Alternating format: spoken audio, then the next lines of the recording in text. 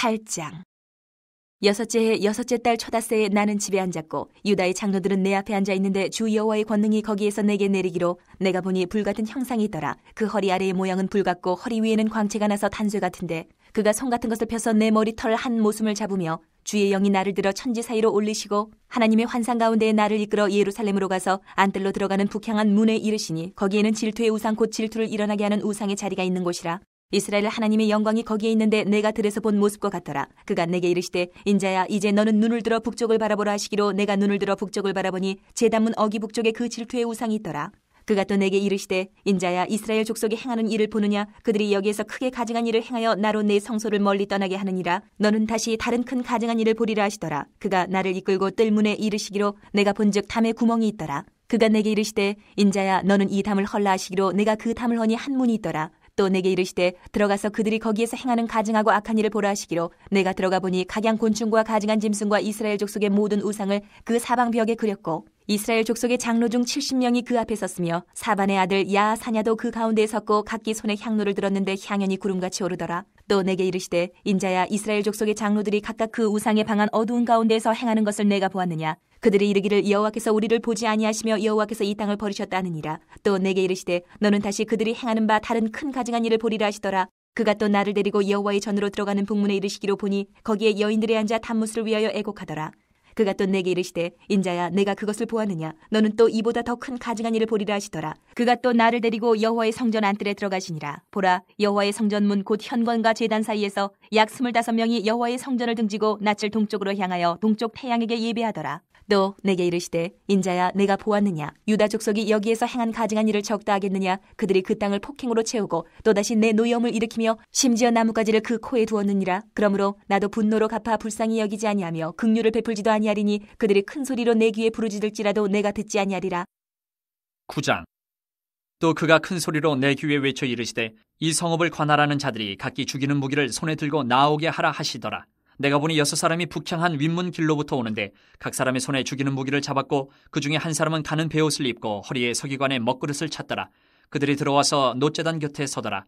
그룹에 머물러 있던 이스라엘 하나님의 영광이 성전 문지방에 이르더니 여호와께서 그 가는 베옷을 입고 서기관에 먹그릇을 찬 사람을 불러 여호와께서 이르시되 너는 예루살렘 성읍 중에 순행하여 그 가운데서 행하는 모든 가증한 일로 말미암아 탄식하며 우는 자의 이마에 표를 그리라 하시고 그들에 대하여 내 귀에 이르시되 너희는 그를 따라 성읍 중에 다니며 불쌍히 여기지 말며 긍휼을 베풀지 말고 쳐서 늙은 자와 젊은 자와 처녀와 어린이와 여자를 다 죽이되 이마에 표 있는 자에게는 가까이 하지 말라.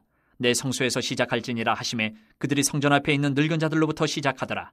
그가 또 그들에게 이르시되 너희는 성전을 더럽혀 시체로 모든 뜰에 채우라. 너희는 나가라 하시매 그들이 나가서 성읍 중에서 치더라. 그들이 칠 때에 내가 홀로 있었는지라. 엎드려 부르짖어 이르되 아하 주 여호와여 예루살렘을 향하여 분노를 쏟으시오니 이스라엘의 남은 자를 모두 멸하라 하시나이까. 그가 내게 이르시되 이스라엘과 유다 족속의 죄악이 심히 중하여 그 땅에 피가 가득하며 그 성읍에 불법이 찼나니 이는 그들이 이르기를 여호와께서 이 땅을 버리셨으며 여호와께서 보지 아니하신다 함이라. 그러므로 내가 그들을 불쌍히 여기지 아니하며 긍휼을 베풀지 아니하고 그들의 행위대로 그들의 머리에 갚으리라 하시더라. 보라 가는 베옷을 입고 허리에 먹그릇을 찬 사람이 복명하여 이르되 주께서 내게 명령하신 대로 내가 준행하였나이다 하더라. 10장. 이에 내가 보니 그룹들 머리 위 궁창에 남보석 같은 것이 나타나는데 그들 위에 보좌의 형상이 있는 것 같더라. 하나님이 가는 베옷을 입은 사람에게 말씀하여 이르시되 너는 구름 밑에 있는 바퀴 사이로 들어가 그 속에서 숯불을 두 손에 가득히 움켜가지고 성읍 위에 흩으라 하시매 그가 내 목전에서 들어가더라. 그 사람이 들어갈 때에 그룹들은 성전 오른쪽에 서 있고 구름은 안뜰에 가득하며 여호와의 영광이 그룹에서 올라와 성전 문지방에 이르니 구름이 성전에 가득하며 여호와의 영화로운 광채가 뜰에 가득하였고 그룹들의 날개 소리는 바깥뜰까지 들리는데 전능하신 하나님이 말씀하시는 음성 같더라. 하나님이 가는 베옷을 입은 자에게 명령하시기를 바퀴 사이 곧 그룹들 사이에서 불을 가져가라 하셨으므로 그가 들어가 바퀴 옆에 서매 그 그룹이 그룹들 사이에서 손을 내밀어 그 그룹들 사이에 있는 불을 집어 가는 베옷을 입은 자의 손에 주매 그가 받아가지고 나가는데 그룹들의 날개 밑에 사람의 손 같은 것이 나타나더라. 내가 보니 그룹들 곁에 네 바퀴가 있는데 이 그룹 곁에도 한 바퀴가 있고 저 그룹 곁에도 한 바퀴가 있으며 그 바퀴 모양은 황옥 같으며 그 모양은 내시꽃 같은데 마치 바퀴 안에 바퀴가 있는 것 같으며 그룹들이 나아갈 때는 사방으로 몸을 돌리지 아니하고 나아가되 몸을 돌리지 아니하고 그 머리 향한 곳으로 나아가며 그 온몸과 등과 손과 날개와 바퀴 곧 네 그룹의 바퀴의 둘레에 다 눈이 가득하더라. 내가 들으니 그 바퀴들을 도는 것이라 부르며 그룹들에게는 각기 네 면이 있는데 첫째 면은 그룹의 얼굴이요 둘째 면은 사람의 얼굴이요 셋째는 사자의 얼굴이요 넷째는 독수리의 얼굴이더라. 그룹들이 올라가니 그들은 내가 그발 강가에서 보던 생물이라. 그룹들이 나아갈 때에는 바퀴도 그 곁에서 나아가고 그룹들이 날개를 들고 땅에서 올라가려 할 때에도 바퀴가 그 곁을 떠나지 아니하며 그들이 서면 이들도 서고 그들이 올라가면 이들도 함께 올라가니 이는 생물의 영이 바퀴 가운데에 있음이더라. 여호와의 영광이 성전 문지방을 떠나서 그룹들 위에 머무르니 그룹들이 날개를 들고 내 눈앞에 땅에서 올라가는데 그들이 나갈 때에 바퀴도 그 곁에서 함께 하더라. 그들이 여호와의 전으로 들어가는 동문에 머물고 이스라엘 하나님의 영광이 그 위에 덮였더라. 그것은 내가 그발 강가에서 보던 이스라엘 하나님 아래에 있던 생물이라. 그들이 그룹인 줄을 내가 아니라. 각기 네 얼굴과 네 날개가 있으며 날개 밑에는 사람의 손 형상이 있으니 그 얼굴의 형상은 내가 그발 강가에서 보던 얼굴이며 그 모양과 그 몸도 그러하며 각기 곧게 앞으로 가더라. 11장. 그때 주의 영이 나를 들어 올려서 여호와의 전 동문 곧 동양한 문에 이르시기로 보니 그 문에 사람이 25명이 있는데 내가 그 중에서 아술의 아들 야사냐와 분하야의 아들 블라랴를 보았으니 그들은 백성의 고관이라. 그가 내게 이르시되 인자야 이 사람들은 불의를 품고 이 성중에서 악한 꾀를 꾸미는 자니라. 그들의 말이 집 건축할 때가 가깝지 아니한즉 이 성읍은 가마가 되고 우리는 고기가 된다 하나니 그러므로 인자야 너는 그들을 쳐서 예언하고 예언할지니라. 여호와의 영이 내게 임하여 이르시되 너는 말하기를 여호와의 말씀에 이스라엘 족수가 너희가 이렇게 말하였도다. 너희 마음에서 일어나는 것을 내가 다 아노라. 너희가 이 성읍에서 많이 죽여 그 거리를 시체로 채웠도다. 그러므로 주 여호와께서 이같이 말씀하셨느니라. 이 성읍 중에서 너희가 죽인 시체는 그 고기요 이 성읍은 그 가마인데 너희는 그 가운데서 끌려 나오리라. 나 주 여호와가 말하노라. 너희가 칼을 두려워하니 내가 칼로 너희에게 이르게 하고 너희를 그 성읍 가운데서 끌어내어 타국인의 손에 넘겨 너희에게 벌을 내리리니 너희가 칼에 엎드러질 것이라. 내가 이스라엘 변경에서 너희를 심판하리니 너희는 내가 여호와인 줄을 알리라. 이 성읍은 너희 가마가 되지 아니하고 너희는 그 가운데에 고기가 되지 아니할지라. 내가 너희를 이스라엘 변경에서 심판하리니 너희는 내가 여호와인 줄을 알리라. 너희가 내 율례를 행하지 아니하며 규례를 지키지 아니하고 너희 사방에 있는 이방인의 규례대로 행하였느니라 하셨다 하라. 이에 내가 예언할 때에 분하야의 아들 블라랴가 죽기로 내가 엎드려 큰 소리로 부르짖어 이르되 오호라 주 여호와여 이스라엘의 남은 자를 다 멸절하고자 하시나이까 하니라. 여호와의 말씀이 내게 임하여 이르시되 인자야 예루살렘 주민이 내 형제 곧 내 형제와 친척과 온 이스라엘 족속을 향하여 이르기를 너희는 여호와에게서 멀리 떠나라. 이 땅은 우리에게 주어 기업이 되게 하신 것이라 하였나니 그런즉 너는 말하기를 주 여호와의 말씀에 내가 비록 그들을 멀리 이방인 가운데로 쫓아내어 여러 나라에 흩었으나 그들이 도달한 나라들에서 내가 잠깐 그들에게 성소가 되리라 하셨다 하고 너는 또 말하기를 주 여호와의 말씀에 내가 너희를 만민 가운데서 모으며 너희를 흩은 여러 나라 가운데서 모아내고 이스라엘 땅을 너희에게 주리라 하셨다 하라.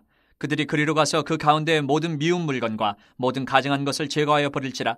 내가 그들에게 한 마음을 주고 그 속에 새 영을 주며 그 몸에서 돌 같은 마음을 제거하고 살처럼 부드러운 마음을 주어 내 율례를 따르며 내 규례를 지켜 행하게 하리니 그들은 내 백성이 되고 나는 그들의 하나님이 되리라. 그러나 미운 것과 가증한 것을 마음으로 따르는 자는 내가 그 행위대로 그 머리에 갚으리라. 나 주 여호와의 말이니라. 그때 그룹들이 날개를 드는데 바퀴도 그 곁에 있고 이스라엘 하나님의 영광도 그 위에 덮였더니 여호와의 영광이 성읍 가운데서부터 올라가 성읍 동쪽 산에 머무르고 주의 영이 나를 들어 하나님의 영의 환상 중에 데리고 갈대아에 있는 사로잡힌 자 중에 이르시더니 내가 본 환상이 나를 떠나 올라간지라. 내가 사로잡힌 자에게 여호와께서 내게 보이신 모든 일을 말하니라. 에스겔 8장에서 11장의 말씀은 현재는 바벨론 땅에서 포로 생활을 하고 있는 에스겔 선지자가 환상 중에 예루살렘으로 돌아가 거기서 일어나고 있는 일을 목격하고 다시 환상에서 벗어나 자신과 함께 포로 생활을 하고 있는 이스라엘 백성들에게 그 본 일을 전했다는 내용을 담고 있습니다. 그래서 8장의 말씀은 바벨론 포로가 된 지 6년째 되는 해에 에스겔 선지자가 함께 포로 생활을 하고 있는 남유다 왕국의 장로들 앞에 서 있는 장면으로 시작됩니다. 그리고 11장의 말씀은 모든 환상이 끝나고 다시 현실로 돌아와 환상 중에 보았던 일들을 함께 포로된 사람들에게 전했다는 것으로 마무리됩니다. 남유다 왕국이 아직 완전히 멸망한 것은 아니었지만 남유다 왕국의 여호야긴이 왕이 된 지 3개월 만에 바벨론의 포로로 끌려갔고 그때 에스겔 선지자를 포함한 많은 남유다의 백성들이 함께 포로로 끌려갔던 것으로 보여집니다. 에스겔 1장에서 에스겔 선지자가 처음으로 하나님께 부르심을 받았던 것은 여호야긴 왕이 포로로 끌려가게 된 지 5년이 된 때였고 오늘 본문은 그 이후 1년이 더 지났을 때 일어난 일을 기록하고 있습니다. 그래서 제6년째 되던 해가 되는 거죠. 참고로 남유다 왕국은 거기에 더해서 5년을 버티다가 결국 멸망하게 됩니다. 아무튼 그렇게 포로가 된 지 6년째 되던 해에 아마도 에스겔 선지자로부터 하나님의 말씀을 듣기 위해 함께 바벨론의 포로로 끌려온 장로들과 백성들이 그에게 찾아온 것 같습니다. 그리고 그때 에스겔 선지자에게 여호와의 권능이 임하고 그는 곧바로 당시 예루살렘에서 일어나고 있던 일을 환상 중에서 목격하게 됩니다. 좀 더 구체적으로 말하자면 그가 본 장면은 예루살렘에 있는 성전에서 이루어지고 있는 일들이었습니다. 그는 거기에서 4가지의 가증한 일들을 보게 되는데요. 그것들은 모두 하나님이 아닌 이방신들을 예배하는 일들, 곧 각종 우상 숭배를 하는 일들이었습니다. 먼저 에스겔 선지자는 성전에 들어서자마자 우상이 세워져 있는 것을 보게 됩니다. 본문 8장 3절은 그것을 질투의 우상이라고 표현합니다. 이것은 십계명의 제2계명을 떠올리는 표현입니다. 하나님은 우상을 만들지 말고 그것을 숭배하지도 말 것을 말씀하시며 자신이 질투하시는 하나님이라는 말씀을 하셨습니다. 하나님은 하나님이 아닌 것을 하나님이라고 말하는 것을 모독으로 여기시기 때문입니다. 두 번째로 에스겔 선지자는 성전의 모든 벽면에 온갖 이방 신들의 그림이 그려져 있는 것과 그 앞에서 이스라엘 백성들의 장로들 중 70명이 향을 피우고 있는 것을 목격합니다. 구약에서 하나님 앞에서 향을 올리는 일은 오직 제사장에게만 허락된 일입니다. 민수기 16장 40절 말씀을 보시면 알 수 있고요. 과거 남유다 왕국의 우시야 왕은 이것을 어기고 자신이 직접 성전에서 향을 피우다가 하나님으로부터 한센병에 걸리는 심판을 받게 됩니다. 역대하 26장 16절에서 19절 말씀을 보시면 참고하실 수 있습니다. 그런데 지금 이 70명의 장로들은 하나님이 아니라 우상의 그림 앞에서 그런 짓을 하고 있었습니다. 그리고 심지어 그 중에는 요시야 왕의 서기관이었던 사반의 아들 야하사냐도 있었습니다. 경건했던 요시야 왕을 따라 서기관의 일을 감당했던 아버지와 달리 야하사냐는 우상 숭배에 빠져 있었던 것이죠. 셋째로 에스겔 선지자는 성전 안에서 여러 여인들이 바벨론의 신 중 하나인 담무스를 여여 애곡하는 장면을 보았습니다. 담무스 신에 대해 간략하게 설명드리자면 이 신은 비가 오지 않는 6월과 7월에는 전혀 힘을 쓰지 못하다 결국 죽어서 지하 세계로 떨어집니다. 하지만 다시 비가 오는 시즌이 되면은 살아납니다. 쉽게 말해서 이 신은 농사와 관련된 신으로 그의 죽음을 슬퍼하는 종교의식은 한국의 기우제와 같은 목적을 갖고 있었다고 할 수 있습니다. 당시 남유다의 여인들은 하나님의 축복이 약속된 가나안 땅에서의 농업을 위해 하나님을 의지하는 것이 아니라 다른 신을 의지하고 있었던 것입니다. 넷째로 에스겔 선지자는 성전에서 태양신을 예배하는 25명의 사람들을 보게 됩니다. 본문 8장 16절은 그들이 성전을 등지고 동쪽을 향했다고 말하는데 그것은 실제로 성소의 위치가 서쪽에 위치해 있기 때문이었습니다. 본래 성전에서 하나님을 예배하는 절차는 동쪽에 있는 성전 문으로 들어와서 서쪽에 있는 성소로 향하고 제사를 드린 후 다시 동쪽으로 나가는 것이었습니다. 이러한 절차의 간략한 의미를 말씀드리자면 해가 지는 서쪽은 죄라는 어두움을 상징하는 곳이지만 그곳에 자비로우신 하나님이 거하시는 성소가 있고 그곳에서 하나님의 자비의 빛을 본 사람이 해가 뜨는 동쪽을 향해 가게 된다는 것입니다.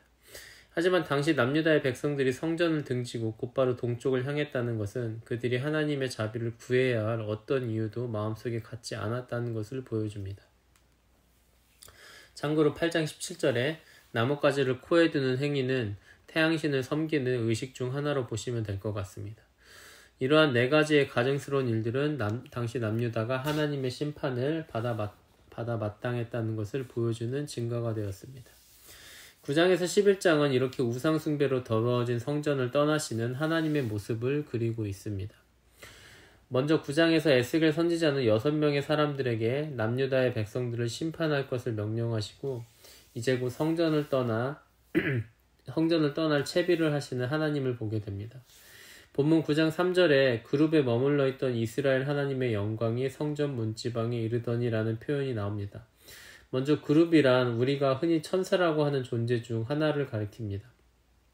보통 구약에서 그룹을 묘사할 때는 그들이 날개를 가지고 있다고 말하는데요. 이들의 형상을 본따서 언약궤를 덮는 뚜껑이 만들어졌습니다. 언약궤는 언약을 담는 상자란 뜻이죠. 두 명의 그룹이 서로 마주보고 자신들의 날개로 십계명이 들어있는 언약궤를 덮고 있는 모습이 바로 언약궤를 덮는 뚜껑의 모양이었습니다. 그리고 이들이 있는 곳에 하나님이 계셨습니다. 정확하게 말하자면 하나님이 계시는 곳에 이 그룹들이 있었습니다. 예를 들어 대통령이 가는 곳마다 그의 수행원들이 항상 따라다니는 것처럼 하나님께서 가는 곳마다 그의 수행원인 그룹들이 따라다녔기 때문입니다. 그래서 하나님과 이스라엘 백성 사이의 언약의 핵심인 십계명이 담겨있는 언약궤를 그룹들이 덮고 있다는 것은 하나님께서 그 자리에 계시다는 사실을 가리키는 것이었습니다. 그것은 하나님의 백성으로서 십계명을 지키는 백성들 가운데 하나님께서 그들의 왕으로서 그들과 함께 계신다는 뜻입니다. 그런데 그 그룹 위에 계신 하나님께서 성전을 떠나시려고 하고 있습니다. 그분은 지금 성전 문 밖으로 나가시려고 문지방에 계시는 것입니다. 참고로 9장에서 언급되고 있는 성전이라고 하는 것은 정확하게 말하자면 아마도 언약궤가 놓여져 있는 성소라고 생각됩니다. 일반적인 하우스를 생각하면 제일 먼저 실내 거주를 위한 건물이 있고 그것을 정원이 둘러싸고 있고 최종적으로 정원까지 둘러싸고 있는 울타리와 대문이 있습니다. 성전도 그런 구조입니다. 하나님이 거하시는 성소가 있고 좀 더 구체적으로 말하자면 성소 안에는 지성소라고 하는 곳이 있고 그 지성소 안에 하나님의 언약궤가 있습니다. 그리고 또 그것을 둘러싸고 있는 뜰이 있고 최종적으로 그 모든 것을 둘러싸고 있는 울타리와 대문이 있습니다. 여기에서 하나님은 이제 막 성소를 나가실 준비를 하고 계신 것입니다. 그리고 하나님께서 예루살렘의 성전을 떠나시려고 한다는 것은 더 이상 그분이 이스라엘의 보호자가 아니라는 것을 보여줍니다. 이제 하나님은 그분의 원수가 된 이스라엘 백성들을 심판하시려고 하는 것입니다.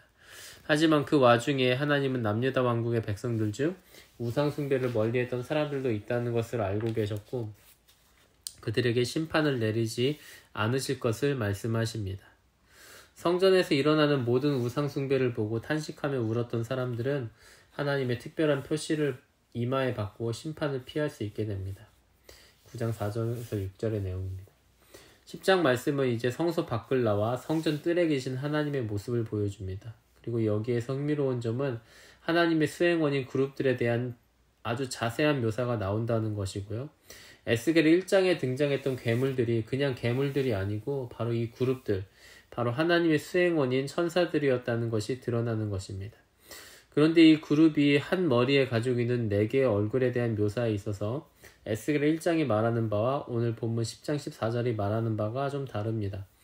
에스겔 1장은 그룹이 사람의 얼굴, 사자의 얼굴, 소의 얼굴, 독수리의 얼굴을 가지고 있다고 했는데 본문 10장 14절은 사람의 얼굴, 그룹의 얼굴, 사자의 얼굴, 독수리의 얼굴을 가지고 있다고 말합니다.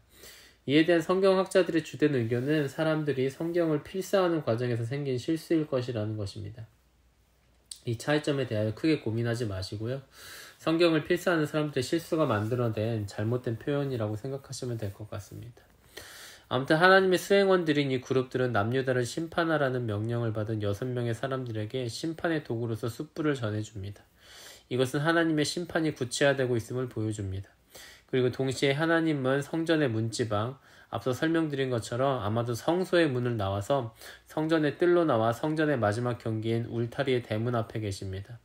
본문은 성전 울타리의 대문을 동문이라고 말하는데요. 그 이유는 성전의 울타리의 대문이 실제로 동편에 설치되어 있기 때문입니다. 11장에서 에스겔 선지자는 성전에 들어가는 첫 번째 입구인 동문 어귀에 하나님만 계신 것이 아니라 25명의 사람들이 있는 것을 보게 됩니다. 그 중에는 아술의 아들 야하사냐, 8장의 사반의 아들 야하사냐와는 동명이인으로 생각됩니다. 그리고 분하야의 아들 블라다도 있었다는 기록이 있는데 현재 우리가 그들에 대하여 알 수 있는 바는 그들이 이스라엘 백성들을 다스리는 고관이었다는 점입니다. 그리고 사실 더 중요한 것은 그들에 대한 하나님의 평가입니다. 하나님은 그들이 모두 불의를 품고 악한 꾀를 꾸미는 자들이라고 정죄하십니다. 그리고 집 건축할 때가 가깝지 아니한 즉 이 성읍은 가마가 되고 우리는 고기가 된다라는 그들의 말은 하나님의 진노를 더 크게 불러일으킵니다. 이 말의 정확한 뜻을 알기가 쉽지가 않고 대략적으로 이해해 본다고 해도 오늘날 우리에게 큰 공감이 안 갈 수는 있을 것 같습니다. 그래도 대략 설명을 드리자면 집 건축할 때가 가깝지 않다는 것은 집이 아직 튼튼하다 혹은 지금의 집을 허물고 그것을 다시 지을 날이 오려면 아직 한참이나 남았다는 뜻입니다. 그리고 고기가 가마 안에 있으면 요리가 되지만 그 밖에 있으면 불에 타버린다는 뜻에서 이 성읍은 가마가 되고 우리는 고기가 된다는 말이 나왔다고 생각됩니다. 정리하면 그들이 했던 말은 하나님의 심판은 없을 것이고 자기들은 큰일 없이 안전할 것이라는 뜻에서 나왔다는 것입니다. 11장 7절의 말씀을 보았을 때 25명의 사람들은 많은 사람들을 죽였던 것으로 보입니다. 그리고 그들은 자신들의 안정을 위하여 살인을 저지른 것으로 보입니다. 다른 사람들은 몰라도 그 25명의 사람들에게만큼은 예루살렘이라고 하는 것이 불로부터 고기를 지켜주는 가마로 여겨졌던 것이죠. 하지만 하나님은 그들에게 이렇게 말씀하십니다. 이 성읍 중에서 너희가 죽인 시체는 그 고기요. 이 성읍은 가마인데 너희는 그 가운데에서 끌려 나오리라. 원래는 가마 밖으로 끌려 나와 불에 타 죽어야 할 사람들이 그렇지 않은 사람들을 밖으로 내몰았다는 말씀을 하시는 것입니다. 그리고 하나님은 11절과 12절에서 이렇게 말씀하십니다. 이 성읍은 너희 가마가 되지 아니하고 너희는 그 가운데에 고기가 되지 아니할지라. 내가 너희를 이스라엘 변경에서 심판하리니 너희는 내가 여호와인 줄을 알리라. 너희가 내 율례를 행하지 아니하며 규례를 지키지 아니하고 너희 사방에 있는 이방인의 규례대로 행하였느니라. 그리고 이 말씀이 끝나기도 무섭게 그 25명 중 하나였던 분하야의 아들 블라다가 그 자리에서 죽어버립니다. 하나님께서 그들의 죄를 반드시 물어 벌을 내리시겠다는 확실한 의지를 보이시기 위한 즉각적인 심판이었던 것이죠. 하지만 당시 예루살렘에 살고 있던 사람들은 마음을 바꾸지 않았습니다. 그들은 에스겔 선지자처럼 바벨론의 포로로 끌려가지도 않았고 일반적으로 생각했을 때 자기 땅에 살고 있는 것이 복을 받은 것이고 포로로 끌려간 것이 저주를 받은 것이라고 여겨졌기 때문입니다. 그래서 본문 15절에서 너희는 여호와에게서 멀리 떠나라. 이 땅은 우리에게 주어 기업이 되게 하신 것이라는 말이 언급된 것입니다. 이 말은 예루살렘에 살고 있는 사람들이 에스겔 선지자처럼 이미 바벨론의 포로로 끌려가 있는 사람들에게 한 말입니다. 하지만 하나님께서는 오히려 지금 바벨론의 포로로 끌려온 사람들이 하나님의 보호를 받을 것이고 그들이 다시 예루살렘으로 돌아갈 것이라고 말씀하십니다. 그리고 하나님은 그들에게 하나님의 말씀을 들을 생각도 하지 않는 돌처럼 딱딱한 마음이 아니라 그 말씀을 온전히 듣고 행하는 살처럼 부드러운 마음을 주시겠다는 소망의 말씀을 해주십니다. 그리고 하나님은 이러한 소망의 말씀을 남기시고 이제는 성전 울타리의 대문 밖으로 빠져나가심으로써 예루살렘 성전을 완전히 떠나십니다. 하나님께서 성전을 완전히 떠나신 것으로 그 환상이 끝나고 에스겔 선지자는 다시 현실로 돌아와서 그가 환상 중에 목격한 것을 자기와 함께 포로 생활하고 있는 이스라엘 백성들에게 모두 전하게 됩니다.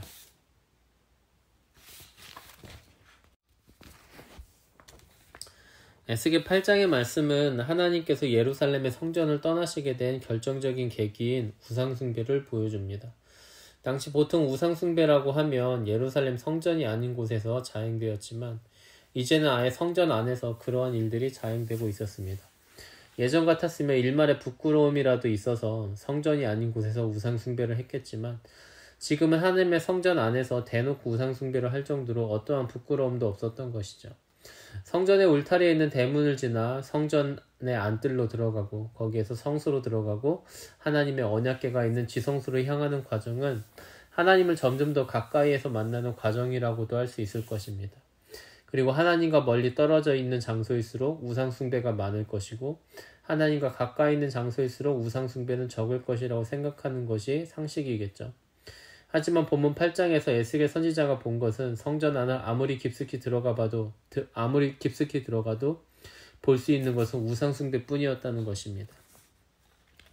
우상숭배의 본질적인 문제는 무엇이었을까요? 본문 11장 12절은 결국 이 우상숭배가 하나님의 율례를 행하지 아니하며 규례를 지키지 아니하고 이스라엘 주변에 사는 이방인의 규례대로 행하는 삶과 이어짐을 보여줍니다.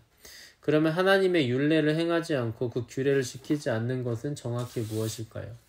이 질문에 대한 답을 본문에서 찾자면 우리는 11장 8절에서 그 답을 찾을 수 있다고 생각됩니다. 하나님은 남유다 왕국의 백성들에게 심판을 예언하시면서 다음과 같이 말씀하십니다. 너희가 칼을 두려워하니 내가 칼로 너희에게 이르게 하고 라고 말입니다.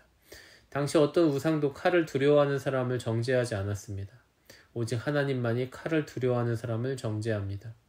칼을 두려워한다는 말은 권력이 있으면 다른 사람을 괴롭혀도 되지만 권력이 없으면 찍소리하지 말고 괴롭힘을 당해야 한다는 논리를 상징하는 말입니다. 모든 사람은 하나님의 형상에 따라 지음받았기 때문에 모두 존귀하다는 구약의 논리와 정반대가 되는 것이죠. 이스라엘 백성들이 이미 북이스라엘 왕국의 멸망을 경험하고 본문이 쓰여질 당시 남유다 왕국까지 멸망할 것을 눈앞에 둔 이유가 바로 그 죄 때문이었습니다.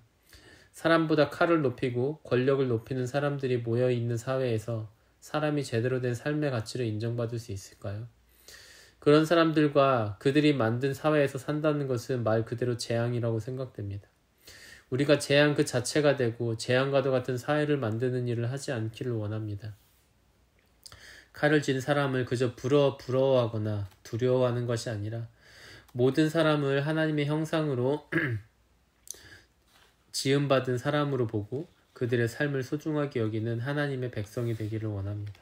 함께 기도하겠습니다. 거룩하고 자비하신 하나님 아버지, 우리의 일상에 필요한 모든 힘이 우리의 욕구를 해결해주는 도구로 쓰이는 것을 넘어서 하나의 이상적 가치가 되고 우상이 되어 악한 욕심을 낳는 일이 없기를 원합니다. 상대방에게 이 사회에서 권력이라 불릴 수 있는 것들이 얼마나 있는지를 따지고 그의 가치를 결정하는 재앙을 만들어내지 않는 우리가 되기를 원합니다. 어떤 조건과 상관없이 모든 사람들에게 하나님의 형상이라는 영광을 심어주신 하나님의 자비하심을 본받아서 이웃의 삶을 존중하고 돕는 우리가 될 수 있도록 인도하여 주옵소서. 하나님의 백성으로서 하나님의 자비하심을 온전히 본받아 주변 이웃에게 삶의 힘과 소망이 되는 우리가 될 수 있도록 인도하여 주옵소서. 예수님의 이름으로 기도합니다. 아멘.